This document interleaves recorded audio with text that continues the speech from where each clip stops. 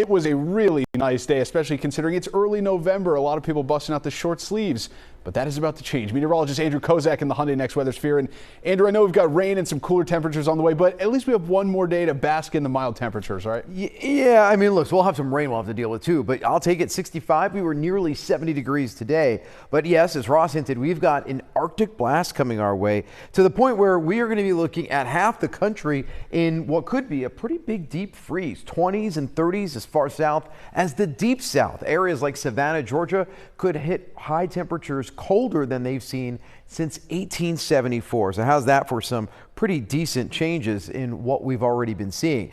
I'm across the deep south right now. I'm across Mississippi. We've got Little Rock, Arkansas. We've got Oklahoma and Texas. These are freeze watches and warnings. And while we don't have any for us just yet, I have a sneaking suspicion we're going to get closer to Monday night, and we'll likely have something in our area coming up pretty soon when it comes to freeze watches or warnings, because we are likely to have overnight lows by Tuesday, Veterans Day, only in the upper 20s and low 30s across much of the area. Now keep in mind, 59 is our average high this time of year. Saturday, we went for 67. We actually hit 69 degrees. Tomorrow, 65, but we'll be back down into the 40s for high temperatures before a nice little rebound by Wednesday. Here's the clouds and the radar. Of course, we had some rain to start the day off. Now we've been mostly clear, but we have some clouds rolling back in.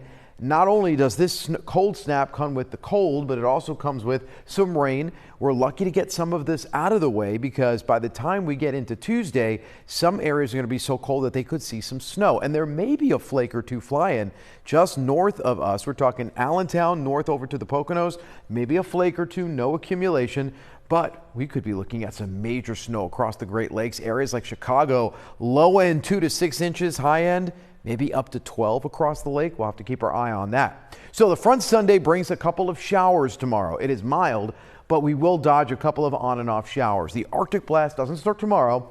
It starts Monday, really cold by Tuesday, and a snowflake possible north and west. There's Rittenhouse Square right now. Still a very nice night out there. Temperatures will feel like the 60s tomorrow, because they'll be in the 60s. Now take a look what they'll feel like as we get into Monday. You can see that Arctic air with the blue color coding coming in. By Monday morning, we will be in the 40s and 50s, cooling off throughout the day. In fact, this means that we will see our high temperatures on Monday happen early on, colder by the afternoon, and by Tuesday morning, it will feel in the teens, 20s, and even the single digits north and west of Philadelphia. So we are talking about very cold temperatures, in some cases 15 to 20 degrees cooler than we should be this time of year.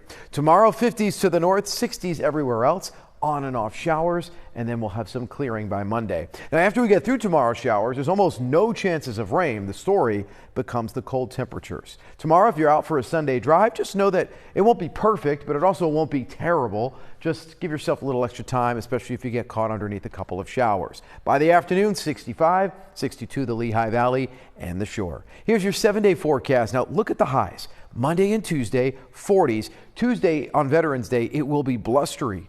So you combine that 45 with a strong wind, it's going to feel like it's in the 30s pretty much all day long. And the overnight low below freezing for the first time this season. We do rebound nicely, though, Wednesday, Thursday, Friday, and Saturday, with highs in the 50s and lows still chilly, but a little bit more seasonable in the 30s and 40s. Grail Gilmore will have an update for you tomorrow morning on our Sunday morning broadcast. Ross? Thanks so much, Andrew.